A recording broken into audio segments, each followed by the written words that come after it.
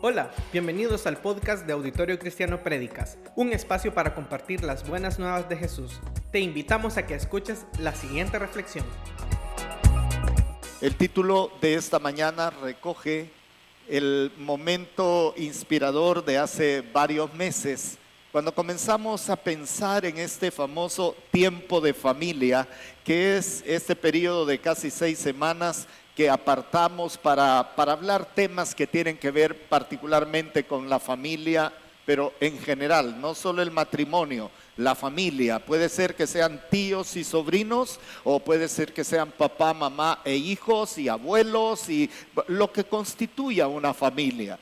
Y durante varias semanas hemos estado tratando de un poco ver para atrás qué pasó con una nación tan particularmente amada por Dios, sin más motivo que la pura misericordia de Dios y además la soberanía de Dios también, y cómo esa nación que tenía tanta luz respecto de su hacedor se pudo apartar tanto tiempo. Y comenzamos hablando del estado ideal de la familia según Dios en la declaración que hace un líder poderoso, muy fuerte, que fue Josué, diciendo: ahí vean ustedes a quién sirven, pero yo y mi casa serviremos a Jehová. Y normalmente predicamos de la segunda parte y le llamamos el estado ideal de las familias de una nación. Pero la primera parte de esa expresión de Josué, cuando él dice: yo no sé, y ahí vean ustedes a quién sirven, en realidad lo que terminó pasando en los siguientes años fue esa primera parte. La nación se desconectó de Dios. Comenzó a tener un algoritmo de comunicación, y ya expliqué esa palabra hace varias semanas, que no correspondía a lo que Dios estaba tratando de hacer en medio de ellos, y había hecho y quería también en el futuro continuar haciendo. Se desconectaron, y por eso hablamos particularmente de esos dos temas: desconectados de Dios, reconectados con Dios. Y durante cada servicio de miércoles y domingo hemos tratado de poner delante de la congregación y nuestros invitados una realidad que amenazó con las consecuencias que tuvieron que pasar a la nación de Israel, pero que para nosotros no es diferente. Es básicamente lo mismo. Tenemos una historia, tenemos un background, tenemos experiencias con Dios y en Dios. Y de repente hay generaciones que poco a poco van limitándose, haciéndose un poquito más superficiales, siendo más consentidoras. Y ya todos estos temas los hablamos en tiempo atrás, y hoy en la mañana algo voy a tocar acerca de esto. Pero tenemos que estar claros que cuando hablamos del movimiento generacional, de lo que estoy hablando es de mi casa y lo que viene después de mi casa, no por una generación, sino de los hijos, de los hijos, de los hijos de mis hijos. Porque hasta ahí llega probablemente la influencia directa de un generador de generaciones que somos cada uno de nosotros. Quizá algunos de ustedes sean producto de una generación o dos y en donde ya había conocimiento de Dios. Con más razón, eso tiene que pegar fuertemente en su corazón. Creo que esto es muy importante para mí como la primera generación de creyentes de mi familia nuclear, de mi familia anterior. Pero de mis hijos, esto que estamos predicando, igual que para sus hijos, es sumamente importante, porque a tiempo estamos viendo lo que sucede. Y aunque el Señor expresó claramente su voluntad, Israel tiene una historia hasta hoy, pero en aquel tiempo tiene una historia de nación, de familia que se desconectó totalmente del Señor. Y eso no fue tan tarde como en el libro de los Reyes o en el libro de Crónicas, sino que eso fue tan temprano como al nomás morir la generación siguiente después de Josué. Mire que Josué lo hizo bien, sus hijos lo hicieron bien, todavía temían al Señor, pero con sus nietos pasó algo que uno no termina de comprender. Aunque hemos tratado de descubrir al enemigo, hablamos de temas que están como muy de moda en este momento, como el apateísmo. Tuvimos una exposición clarísima acerca de ese tema de no estoy en contra de Dios, no soy adorador de Dios, simplemente no me importa. Y este fue el tema durante algunos miércoles, y creo que en Israel pasó eso, y en el libro de los Jueces capítulo 1, 2 y 3 es descrito con una claridad completa. ¿Qué pasó? El lunes pasado tuvimos una reunión, la reunión mensual que tenemos con todo el liderazgo de la iglesia, pastores, ancianos, encargados ministeriales, colaboradores. Todos estábamos reunidos esa noche, y siempre trato de compartir con todo ese equipo algunos principios de liderazgo de acuerdo a la posición que ocupamos, pero muy devocionalmente, no teológicamente ni doctrinalmente, muy devocionalmente. Y la pregunta que yo tenía esa noche es: ¿a dónde estuvo el liderazgo todo ese tiempo en el que la nación de Israel se desconectó de Dios? Y yo podría hacer la misma pregunta para esta mañana. ¿A dónde estuvieron los padres, los abuelos, los bisabuelos? ¿A dónde estuvieron? No solo el liderazgo religioso de Israel, ¿a dónde estuvieron? ¿Qué filosofía adoptaron? ¿Qué manera de pensar sostuvieron? ¿Qué transmitieron a los hijos de sus hijos? ¿En qué ocuparon el tiempo los abuelos? ¿Qué pasó con papá y mamá que habían crecido en entornos llenos de la presencia de Dios? Pues esas mismas preguntas son las que quiero que mantengamos esta mañana en nuestra mente.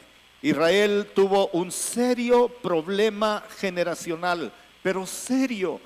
Tan serio que entre el periodo de los jueces y el periodo del último rey de Israel, de Judá, de quien voy a hablar un poco esta mañana, pasaron casi 1000 años. Uno piensa y lo trae a la mente y dice: mis hijos, mis nietos, y ahí han pasado ¿cuánto? 50 años más o menos. Pues estamos hablando de un problema de nación que dura 1000 años. 400 del periodo de los jueces y como 600 años de los reyes de Israel y de Judá. Y la historia termina con el último rey de Judá, Sedequías. Termina como si estuviéramos en el capítulo 2 y 3 del libro de los jueces. ¿Qué pasó?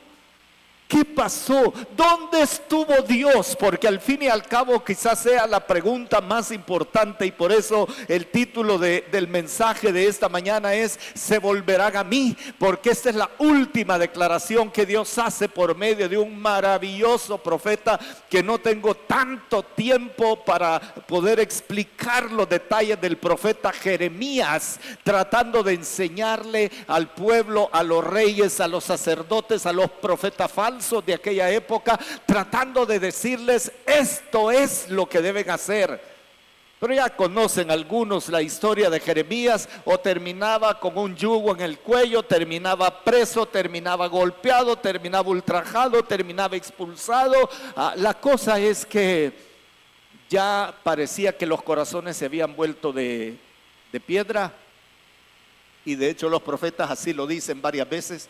Y el cielo se había vuelto de plomo, en donde las oraciones ya no tenían poder de subir. Y quiero que mantenga en mente también, hay una consecuencia tan dramática al final de todos esos casi 1000 años. Hay una consecuencia tan dramática que aún los que hicieron la voluntad de Dios y trataron de mantener el estándar, terminan sufriendo. Hace muchos años, y trabajando siempre con matrimonios, yo le solía hacer la analogía de Jonás el profeta. Cuando trata de escapar de la voluntad de Dios, él sabe lo que tiene que hacer, pero trata de escapar. Él quiere ir a Tarsis, huyendo de un mandato de Dios. Sube en una nave, pero se viene la gran tempestad, y la horrible tempestad asusta a todos los que están en la nave. Pues hermanos, eso le pasó a Israel. La horrible tempestad terminó afectando a todos. Pero déjenme decir una cosa: para aquellos que fueron obedientes a la voluntad de Dios, eso también valió la pena. Valió la pena absolutamente, y ojalá que más adelante yo voy a predicar una serie a partir del mes de julio, una serie relacionada con esas cosas que Dios hace, que sucede, que su palabra permanece para siempre. Pero hoy por hoy quiero terminar esta serie que hemos venido predicando con ese título, Se volverán a mí. Así surgió la voz del profeta Jeremías. Y yo sé que la mayoría de veces Jeremías no es uno de esos libros y menos de esos textos que nosotros solemos recurrir a ellos. Más bien Nehemías es uno de esos pasajes en los que uno trata de no detenerse. Y quiero pedirles que vaya conmigo al libro de Jeremías en el capítulo 24. Vamos a leer solamente 7 versículos, pero quiero que por favor los tenga allí listos. Jeremías capítulo 24 es uno de los profetas mayores, después de Salmos, Proverbios, Eclesiastés, Cantares, ¿verdad? Usted va a encontrar Isaías y después Jeremías, y luego Lamentaciones, que es básicamente una continuidad. Pero Jeremías capítulo 24 versículo 1 dice de la siguiente manera: después, y noten por favor estas palabras que denotan una ubicación en el tiempo y en la historia. Después de haber transportado Nabucodonosor, rey de Babilonia, Jeconías, hijo de Jeacim, son 2 reyes anteriores a lo que está relatando, rey de Judá, a los príncipes de Judá y los artesanos y herreros de Jerusalén, y haberlos llevado a Babilonia, me mostró Jehová 2 cestas de higos puestas delante del templo de Jehová. A ver, un poquito de historia nada más acá. El problema de Israel comenzó al morir, bueno, antes de eso, pero con Salomón el reino se dividió en 2, el norte y el sur. El reino del norte, que eran 10 tribus, fueron llevadas cautivas y prácticamente desaparecidas por los asirios. No se supo qué pasó con esas 10 tribus, debe haber alguna manera de seguirles la pista, pero quedaron 2 tribus, Judá y Benjamín. Estas eran las 2 tribus del sur. Estos, después que ha sido llevado Israel, el norte, ha sido llevado cautivo, prisionero y destruido, estos siguen todavía como unos 100 años operando. Pero los últimos años de gobierno de Judá, y me voy a referir a ese reino como Judá, esos últimos años fueron gobiernos títeres. A uno de los reyes los puso Faraón Necao, que era el emperador de Egipto en ese momento, y a los otros que están casi al final los puso Nabucodonosor, rey de Babilonia. Lo que pasó es que no se llevaron a Judá de un solo a todos, se lo llevaron por pocos, por poquitos, y ahí los iban llevando. Entre ellos el profeta Daniel fue llevado también, todos los príncipes, y pasaron cosas horribles que algún día les voy a comentar.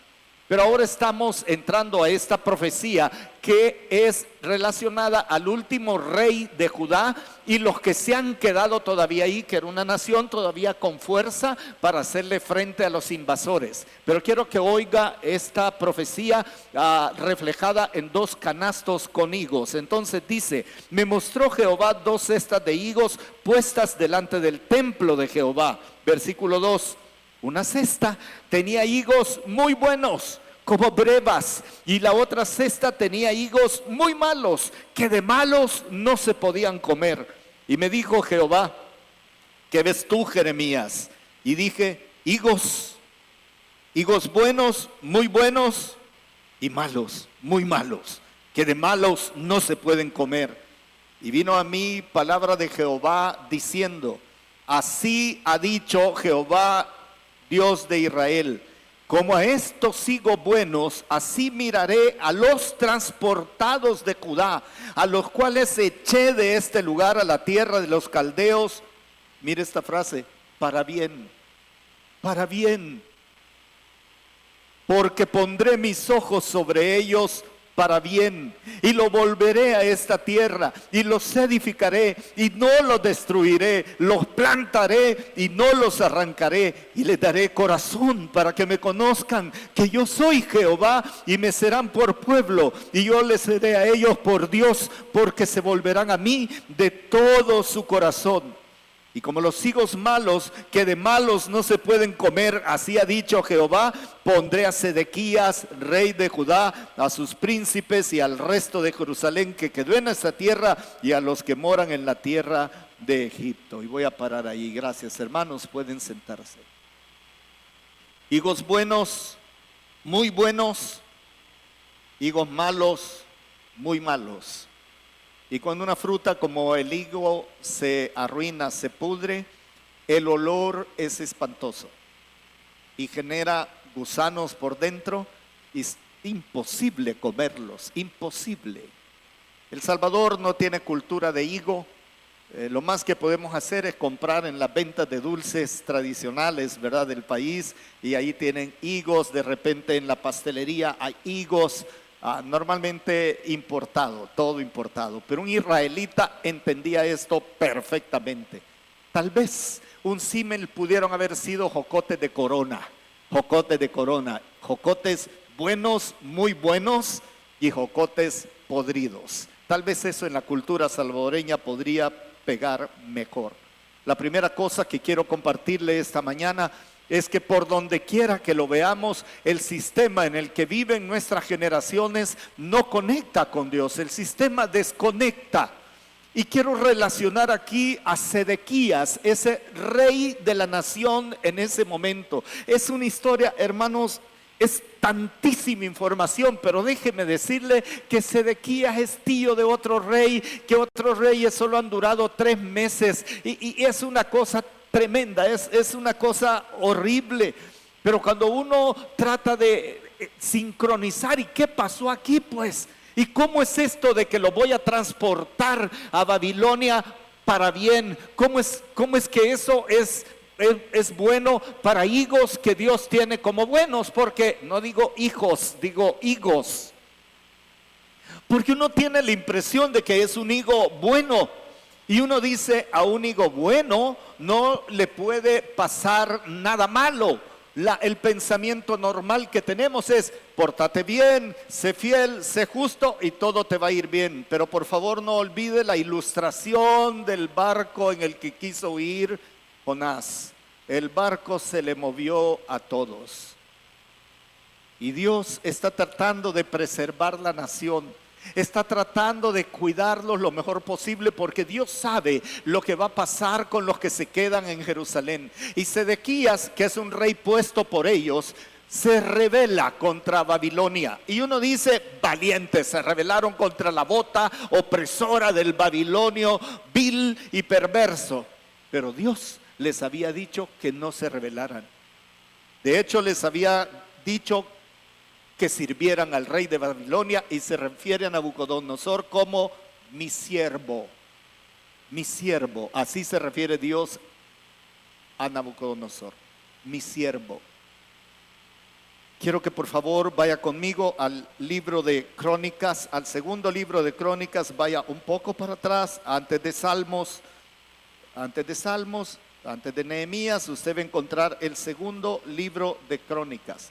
Y quiero que por favor vea el capítulo 36 del libro de Crónicas. Ya vamos a llegar a los principios de toda esta historia. En el libro dice en el versículo 11 de la siguiente manera. Ahora trate de enfocar la historia. En la mayoría de Biblias aparece en negritas, Joaquín es llevado a Babilonia, antes Joacim es llevado cautivo, y por ahí hay un montón de reyes de ahí para atrás. Cuando tenga tiempo léalo y se va a dar cuenta que todo lo que le he dicho sucedió así. Pero respecto de Sedequías, de 21 años era Sedequías cuando comenzó a reinar, y 11 años reinó en Jerusalén. Ahora, ¿quién lo puso a él como Sedequías, como rey? Quiero decir, pues Nabucodonosor. El imperio lo impuso a Sedequías y le dio órdenes y le dijo, esto vas a hacer, esto no vas a hacer. Si te portas bien, todo va a estar bien con el imperio, ya terminó el problema. Si te rebelas contra nosotros, todo va a ir muy mal. ¿Está fácil? Sí, dijo Sedequías, está fácil. Pero el corazón de esa generación estaba muy corrompido. Y dice en el versículo 12, después de decir que reinó 11 años, e hizo lo malo ante los ojos de Jehová. Esta es una frase muy corta, muy breve para expresar qué es todo lo malo. Y no se humilló delante del profeta Jeremías. Interesante. Que le hablaba de parte de Jehová. Se rebeló a sí mismo contra Nabucodonosor, al cual había jurado por Dios, y endureció su cerviz y obstinó su corazón para no volverse a Jehová, el Dios de Israel. Versículo 14. También todos los principales sacerdotes, y mire qué frase más dolorosa, y el pueblo aumentaron la iniquidad, siguiendo todas las abominaciones de las naciones y contaminando la casa de Jehová, la cual él había santificado en Jerusalén. Y Jehová, el Dios de sus padres, envió constantemente palabra a ellos por medio de sus mensajeros, porque él tenía misericordia de su pueblo y de su habitación. Mas ellos hacían escarnio de los mensajeros de Dios y menospreciaban sus palabras, burlándose de sus profetas, hasta que subió la ira de Jehová contra su pueblo. Y mire qué frase más dolorosa, la última. ¿La quiere leer conmigo? Mire la última frase. Mire la última frase del versículo 16 y léalo conmigo. Hasta que subió la ira de Jehová contra su pueblo y no hubo ya remedio. Para mí, esta es de las cosas más difíciles que hay, más duras. Los higos malos, ahí tenemos la descripción. Una serie de palabras que quizá en algún momento podamos explicar cada una de ellas. Pero hay palabras muy, muy fuertes. Hay palabras que uno hasta ni siquiera las usa en nuestro idioma normal. Por ejemplo, endurecer su cerviz, obstinar el corazón, son frases tan duras. Una persona obstinada es una persona que le están diciendo lo que es correcto, sabe que es lo correcto, pues no le importa, quiere hacer su única voluntad porque cree que es lo mejor de lo que cualquiera le diga. Y el mundo es así. Nosotros decimos, por ejemplo, al mundo le declaramos y decimos que Dios lo amó de tal manera que dio a su Hijo unigénito para que todo aquel que en Él crea, en el Hijo unigénito, no se pierda, mas tenga vida eterna. Pero el mundo dice, no, eso no puede ser. Yo tengo mi manera, yo voy a hacer mi manera de aproximarme a Dios, yo voy a levantar mis propios altares, que es un estilo de decir, voy a tener mi pensamiento, voy a hacer lo que yo creo que me parece que Dios debe estar pensando o que Dios debería hacer. A veces dice la gente, no, es que miren, al final de la historia, y esto es, hay algo de teos adentro de la persona, de Dios adentro de la persona. Yo no puedo creer en un Dios perverso, malvado, que en algún momento de la historia va a separar a los justos y los injustos y va a matar a todos los demás y a los otros les va a dar vida eterna. No, eso no me cabe en mi concepto de Dios. ¿Y quién saca de ahí a las personas? Por más que uno le diga, mira, Dios es justicia, pero también Dios es amor. Dios tiene poder para hacer lo que Él quiera, pero también te da de su gracia. La predicación del domingo pasado, Dios tiene misericordia y te está mandando a decir, como por Jeremías a la nación, te está mandando a decir a ti, tenés que entregarte a Jesucristo y creer en el Hijo unigénito. No me hablé de tu religión, porque los israelitas de aquella época tenían una religión muy, muy contaminada. Miren lo que habían hecho en los altares, en el altar de Dios, en el templo, habían puesto imágenes de las peores deidades que había en aquella época. Hoy el mundo levanta sus propias imágenes, virtuales o físicas, artísticas o deportivas, pero levanta sus propias imágenes. Y la principal imagen que ha sido levantada en los altares posmodernos se llama ego. El orgullo propio de la humanidad extrahumanista, pensando que todo existe por el hombre, por medio del hombre y para el hombre, hablando como creación. Y déjeme decirle que no es así. El libro de Romanos dice claramente que todo es por Dios, por medio de Dios y para Dios, para su gloria. Nadie puede ocupar el trono de Él, pero es tan obstinado el pensamiento. Dice, me querés hacer evangélico. Yo no te quiero hacer evangélico. Me encantaría tenerte cerca de mí para poder compartirte lo que el Señor me ha enseñado. Pero lo que quiero es que te arrepientas y creas que Jesucristo es el único Señor y Salvador. Lo voy a pensar. A veces pensamos que corazones obstinados solo son de reyes abusivos que levantaban imágenes, pero no es así. Usa frases durísimas, frases duras como esto. Y además dice que no solamente la clase religiosa, es que todo el pueblo, esto me llama la atención, cómo está compuesto el pueblo de una nación. Está compuesto por viejos y por niños, hermanos, y todo lo que queda en medio. Y cuando uno dice que los niveles de corrupción infantil llegaron hasta ese nivel, porque no usaría la palabra todo si no fuera todo. Todo el pueblo aumentaron la iniquidad. La iniquidad es esa contaminación del alma, del pensamiento y del cuerpo llevada a la máxima y libre expresión de lo que usted puede imaginar, sin que nadie se atreva a decirle a eso malo. Por eso cuando Dios dice hizo lo malo el rey, es una frase que se queda corta en nuestra concepción, porque para algunos que un rey haga lo malo es que gobierne mal. Pero Dios está diciendo todas estas palabras que hemos leído: iniquidad, abominación, endurecimiento de cerviz, obstinación del corazón. Violentaron la casa de Jehová su Dios, la violentaron. Y hoy en día se violenta la casa de Dios con predicadores y pastores que no son. Por eso una iglesia debe estar bien atenta a lo que hace, dice y cómo vive su cuerpo pastoral o su pastor. Eso era el sistema. Esto desconectó. Le llamaron los higos malos, los higos malos. En Jeremías 24 se describe, ya lo he leído, recibieron una advertencia, pero no escuchan. El profeta les ha dicho, no una vez, varias veces, les ha dicho, viene esto, sométanse al rey de Babilonia, déjense llevar a Babilonia, yo lo voy a traer de regreso de Babilonia. No se rebelen, no sean bobos, porque el imperio babilónico es una maquinaria horrible de iniquidad también, es malo, pero yo me voy a entender con el rey de Babilonia. Esas son las palabras del profeta, y les está diciendo que van a arrasar todo lo que es Israel, que van a venir, que no lo resistan. Duró 2 años el sitio de Jerusalén por parte de Nabucodonosor y no se rindieron.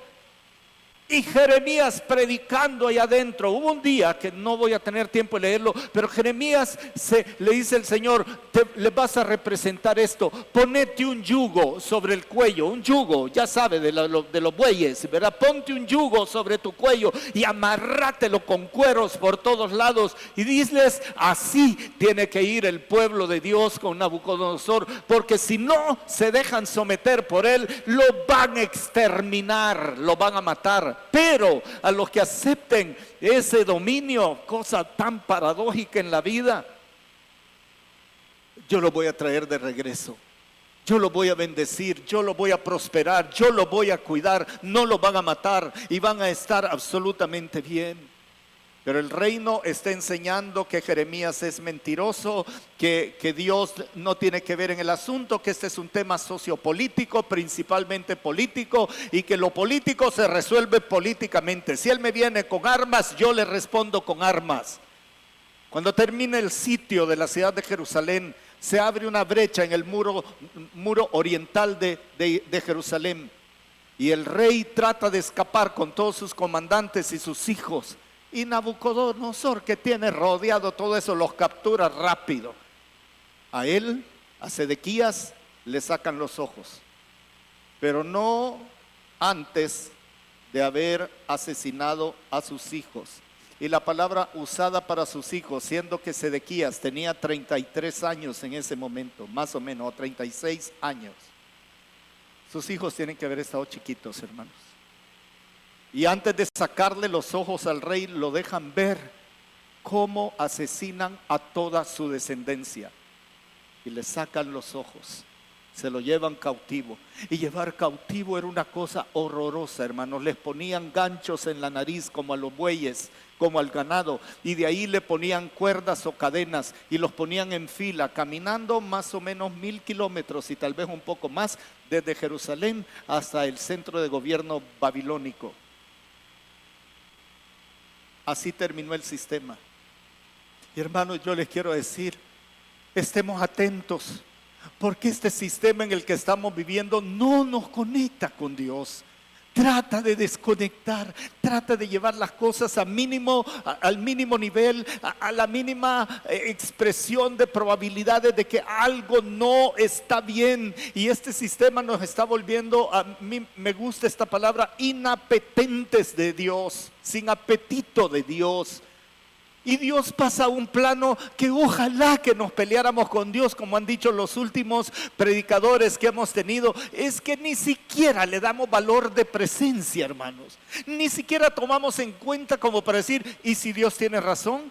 ¿Y si es verdad que solo por Jesucristo puedo ser salvo? ¿Y si fuera verdad que algún día Jesús va a regresar a este planeta? ¿Y si fuera verdad, mire que estoy diciendo si fuera, y si fuera verdad que va a haber un gran juicio, y si fuera verdad que todos los que no se hallaron inscritos en el libro de la vida van a parar a un lugar horroroso que se llama el lago de fuego, diseñado no para los hombres o para el ser humano, sino para Satanás y sus ángeles caídos, y que ahí mismo voy a tener el peor tormento de todos, que no solo es si hay fuego y hay gusanos, no sé todo lo que hay allí, pero lo que sí sé es que si voy a parar a ese lugar, jamás de los jamases, por toda la eternidad, voy a tener la más mínima oportunidad de acercarme a Dios y que Dios oiga el clamor por toda la eternidad.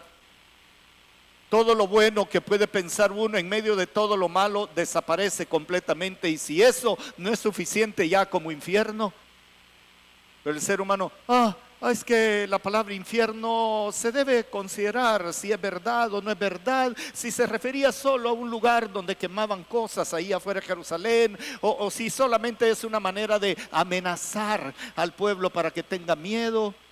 Y predicadores, hermanos, y maestros están enseñando que eso no existe, que Dios va a tener que llevar con él a toda la gente.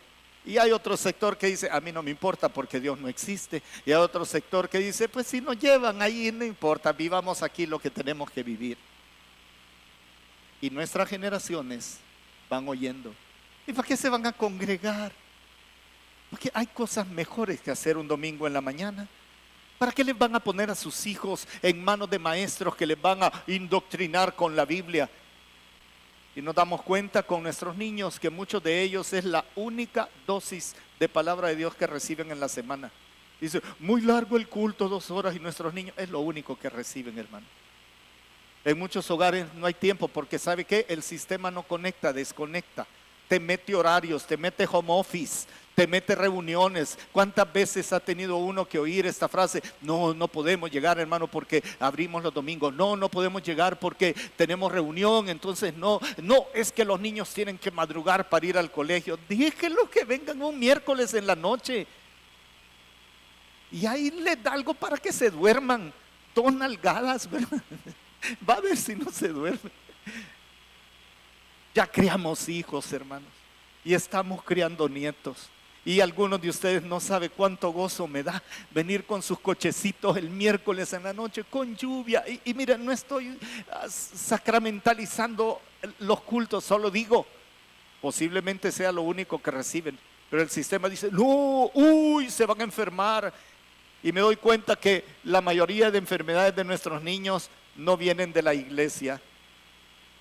Vienen de la casa, vienen del cole.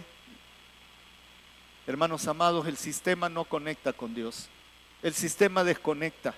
Y usted y yo tenemos que estar muy, muy atentos a no ser Sedequías. En Jeremías, volviendo a Jeremías para parar este punto por aquí. En Jeremías capítulo 52, esto es tremendo.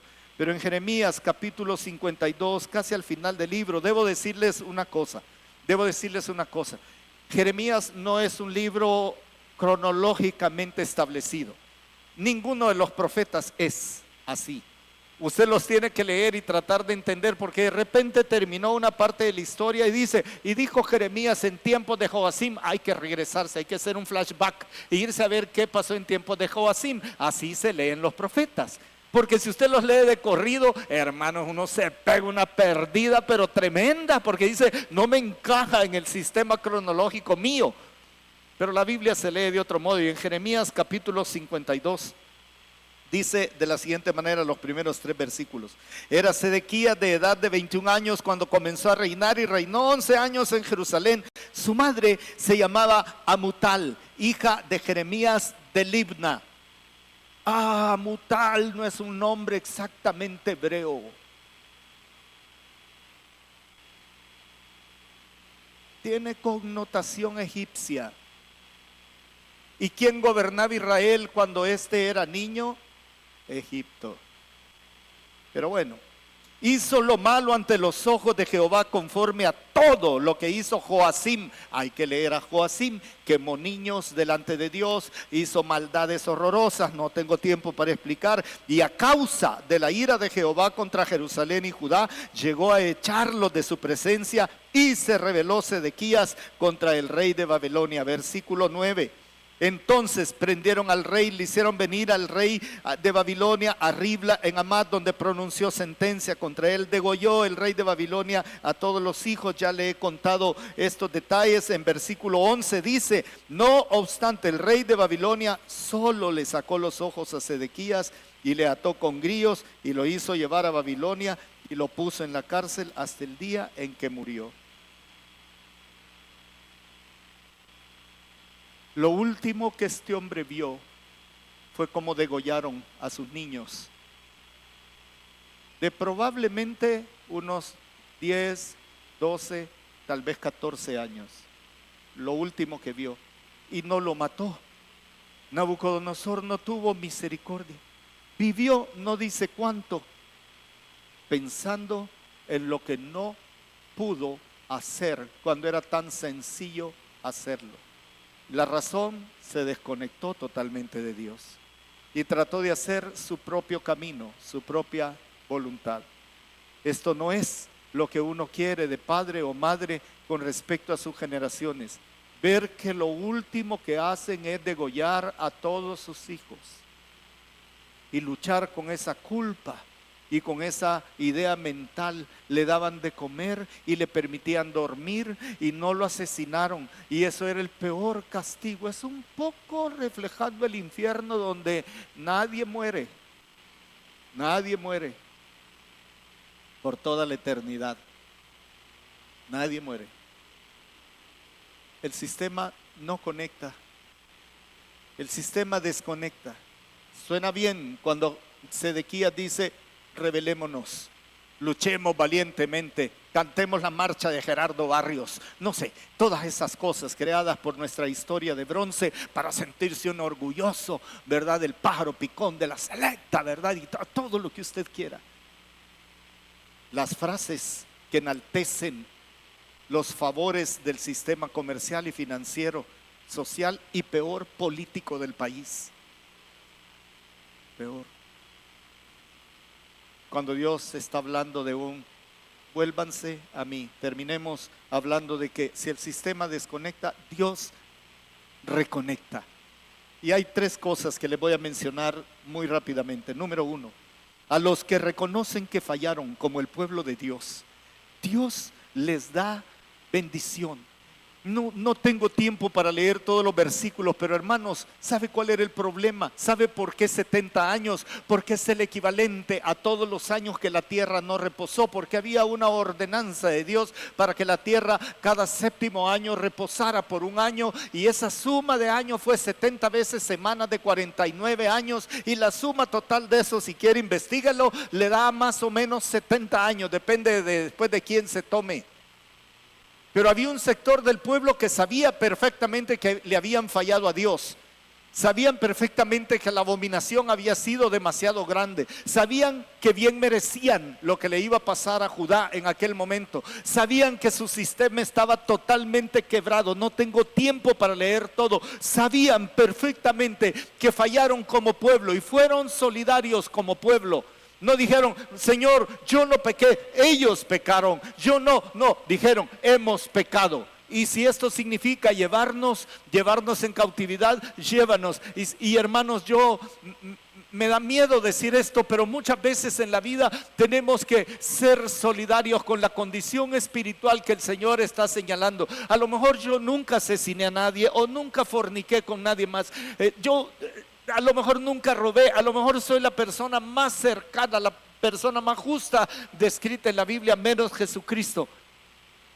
Pero vivo en este pueblo y sé que hay juicio para este pueblo. Y en lugar de levantar mi puño enojado por la injusticia de Dios, alcanzo a ver la maldad humana que me incluye, porque ahí sí me incluye.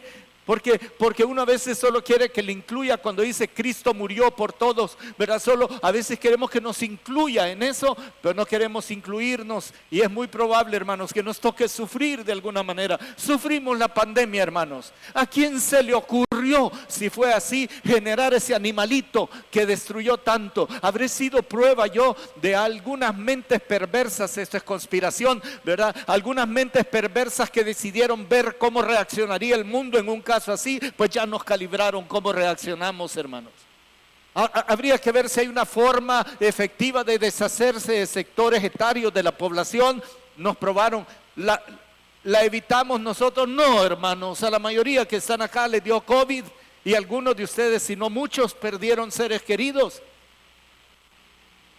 Y digo, no me incluyo, pero entiendo que soy parte de una población mundial rebelada contra Dios y que tarde o temprano vamos a sufrir algunas de estas cosas. El tema no es si me toca sufrir o no, sino si me doy cuenta que Dios tiene razón.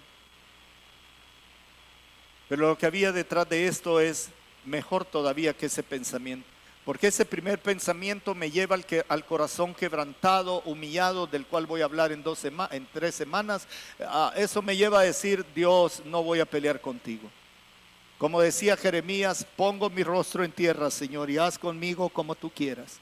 Puede ser que yo sea un poquito más justo que otros, pero el mundo va a sufrir, hermano.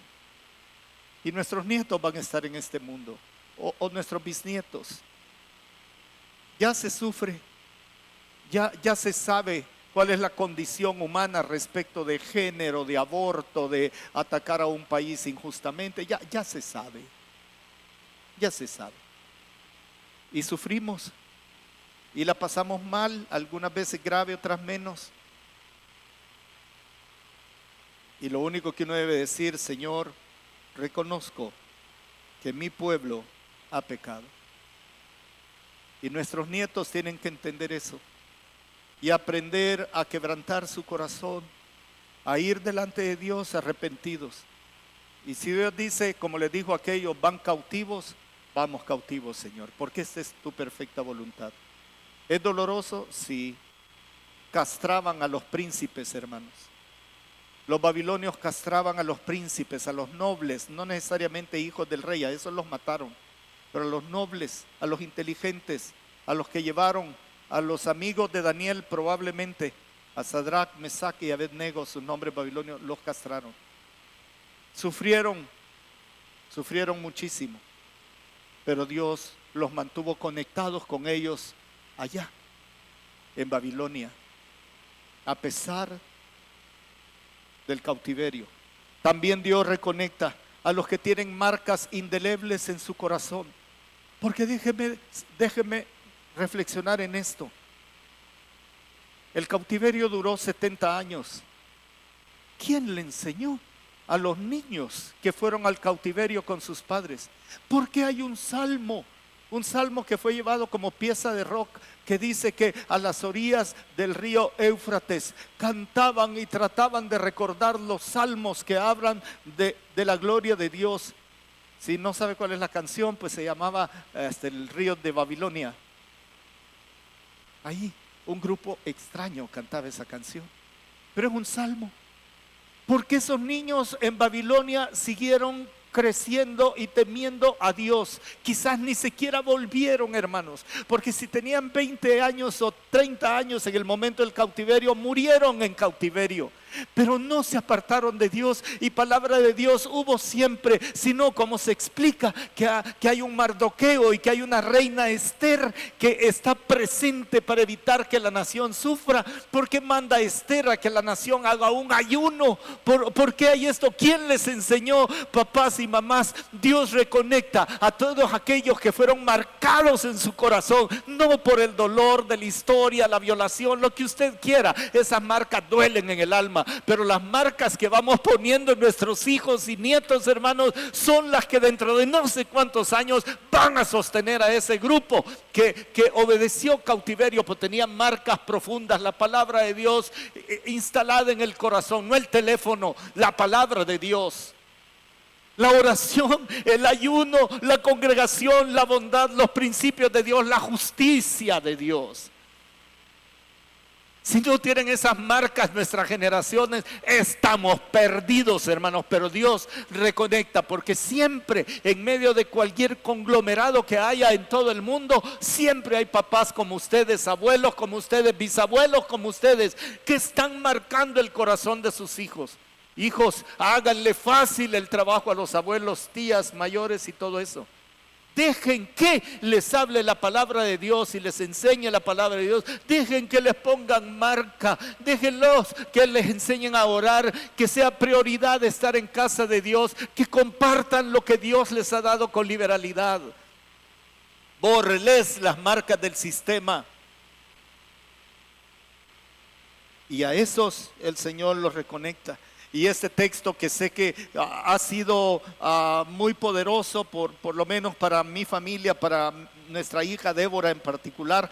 Uno de estos versículos estuvo en su pared por años, pidiéndole que le respondiera una petición muy particular. Pero en Jeremías capítulo 29 dice de la siguiente manera: esto es una maravilla, esto es una cosa extraordinaria. Esta es la reconexión de Dios con un pueblo cautivo, porque los hijos tenían estas marcas ahí en su corazón. Estas son las palabras de la carta que el profeta Jeremías escribió, porque él les escribió una carta a todos los que iban en cautiverio. Me encanta esta carta porque está llena de ánimo, de poder, de bienestar, de búsqueda de Dios. Mire cómo va. Les escribió una carta y voy a ir al versículo 3. Por mano de Elasa, hijo de Safán, y de Gemarías, hijo de Hilcías, a quienes envió Sedequías, rey de Judá, a Babilonia, a Nabucodonosor, rey de Babilonia. Decía, la carta decía así: edificad casas en Babilonia, siendo cautivos, edifiquen casas. Esta es una predicación que anhelo compartir con ustedes otra vez. Plantad huertos, comed el fruto de ellos, casaos y engendrad hijos e hijas. Engendrad hijos e hijas, dad mujeres a vuestros hijos y dad maridos a vuestras hijas, para que tengan hijos e hijas y multiplíquense. Así el valor, la potencia de la reproducción generacional para la gloria de Dios. Y no os disminuyáis, porque si no hacían eso, iba a ser una nación de puros viejitos y se iban a morir antes de 40 años. De 40 años de estar en cautiverio, iba a morir la mayoría. Procurad la paz de la ciudad a la cual os hice transportar. Procurad la paz. Sean buenos ciudadanos, notables, honrados, correctos, busquen el bien. Eso está diciendo, esto es deleitoso. Y rogad por ella a Jehová, porque en su paz tendréis vosotros paz. ¿Cuál era la ciudad a la que habían sido transportados? Todas las ciudades del imperio Babilonia, que casi llegaba hasta la India. Porque así ha dicho Jehová de los ejércitos, Dios de Israel: no os engañen vuestros profetas que están entre vosotros, ni vuestros adivinos, ni atendáis a los sueños que soñáis, porque falsamente profetizan ellos. Vaya al versículo 11, y este es el que la mayoría de nosotros memorizamos. Porque yo sé los pensamientos que tengo acerca de vosotros, dice Jehová, pensamientos de paz y no de mal, para daros el fin que esperáis. Entonces me invocaréis y vendréis y oraréis a mí, y yo os oiré, y me buscaréis y me hallaréis, porque me buscaréis de todo vuestro corazón. Aleluya, hermanos, por esto. Aleluya por esto. Ahí está, a toda esa generación que fue marcada correctamente, porque otra generación que no hubiera sido marcada, esto no le hubiera provocado el más mínimo efecto. Pero ellos saben que hay una carta de Jeremías que les está diciendo: van a volver, y cuando me busquen me van a encontrar, porque yo no soy el Dios de Israel o de Jerusalén nada más. Yo soy el Dios soberano que hizo los cielos de la tierra, y mi misericordia llena todos los rincones de este universo. Enséñenles eso a sus hijos, porque vienen de un sistema desconectado de Dios, y es necesario que ustedes garanticen eso.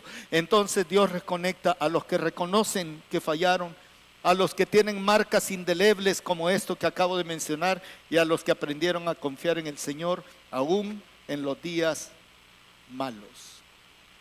Estos son, le dijo, los higos buenos. Estos son los higos buenos, los 2 canastos, la visión de los higos buenos.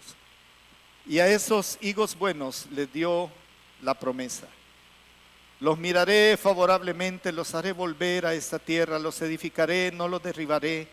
Les voy a dar firmeza, no los voy a desarraigar. Les voy a enseñar a conocerme. Les voy a dar identidad de nación otra vez. Los voy a volver a ser como deberían de ser. Este es el versículo 7, nuestro lema. Y yo esta mañana le clamo a Dios para que mis generaciones y sus generaciones, iglesia, puedan recibir esta cosa, a pesar de la desconexión que el sistema está haciendo y va a seguir haciendo aún peor. Yo le pido a Dios que el versículo 7 sea totalmente real. Le voy a dar un corazón para que me conozcan, pues yo soy el Señor. Ellos serán mi pueblo, yo seré su Dios, porque volverán a mí de todo corazón. Y eso me hace tener mucha esperanza, porque puede ser que en algún momento de la vida algunos parezca que se apartaron, pero no voy a parar de orar por ellos, no voy a parar de amarlos a ellos, no voy a parar de hablarles a ellos si se hubieran apartado. Porque mi anhelo más grande es que se vuelvan a Dios, y Dios está de acuerdo en eso. Se volverán a Dios. No pare de orar hasta el último día de aliento de su vida. No pare de orar si alguien de sus generaciones se apartó en la generación de Sedequías, y por eso dice: se volverán a mí de todo corazón. Última lámina porque se durmieron en la anterior. ¿Quién no quiere de los aquí presentes que esto pase en sus generaciones? ¿Quién quiere que esto pase en sus generaciones? ¿Quién quiere esto? Así es la cosa, hermano. Si usted quiere que esto pase en sus generaciones, dele la gloria a Dios, póngase de pie y pongamos a nuestras generaciones en las manos del Señor, y entendamos que Él reconecta y que la voluntad de Él es que se volverán a Dios de todo corazón. Padre Santo, aquí estamos delante de ti, Señor. Aquí estamos clamándote, pidiéndote que no se aparten de ti mis generaciones ni las de mis hermanos, que permanezcan fieles, Señor, que si vas a mandar un cautiverio, que los reciban aún así con gozo en las pruebas más duras de la vida. Eso dice tu palabra, que tomemos con sumo gozo lo que venga, que sepamos que no se compara esta prueba temporal con la gloria venidera, Señor. Que mis hijos y los hijos de mis hijos entiendan que hay algo más en la eternidad, más grande que la vida terrenal, más grande que mis aciertos y más grande que mis faltas, que es la esperanza de estar algún día en su presencia. Señor, enséñanos a poner huellas, marcas fuertes en el corazón de nuestras generaciones, para que siempre haya una oportunidad de reconectarse. Padre, te pedimos que les des vida a aquellos que se han apartado de ti, que les des la oportunidad, que los vuelvas en sí, Señor, para oír tu voz dulce, amorosa, diciendo con todo tu poder, pero con todo tu cariño, Señor, que tú los vas a volver a ti, les vas a dar un corazón para que te conozcan y se volverán a ti, Señor. De eso se trata estas semanas, de esta generación que te rogamos, Señor, no se aparte de ti, pero si se apartara, que las huellas que hemos puesto en ellos sean tan profundas que algún día, Señor, algún día oro por los hijos de mis hermanos y oro por los hijos de mis hijos de las generaciones, que si se apartaran, Señor, hayamos puesto huellas tan grandes que puedan volver a ti a tiempo. Que no sea como ese versículo terrible que dice que ya no hubo más remedio, que siempre hay remedio para nuestras generaciones, Señor.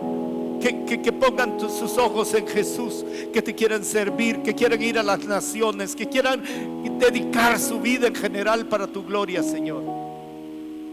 Aquí están pasando por nuestra mente los nombres y rostros de hijos y nietos. Esta mañana yo le hago a usted un llamado. Si hoy se ha dado cuenta que yo como Jeremías le he dicho algunas cosas y siente la necesidad y sabe que hoy es el momento para entregarse a Jesucristo, ahí donde está, por favor, hermanos, no confundan este momento. Esto es para personas que nunca han tenido una decisión de entregarse a Jesús.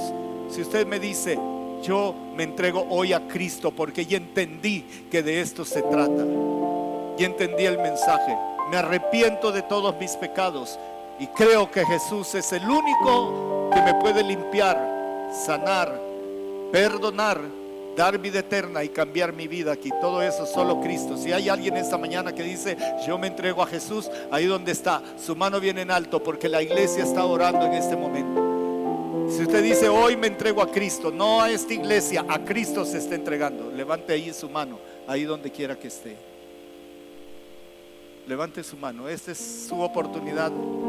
Piense que hoy vino Jeremías y le dijo un par de cosas importantes para la vida. Hay alguien esta mañana.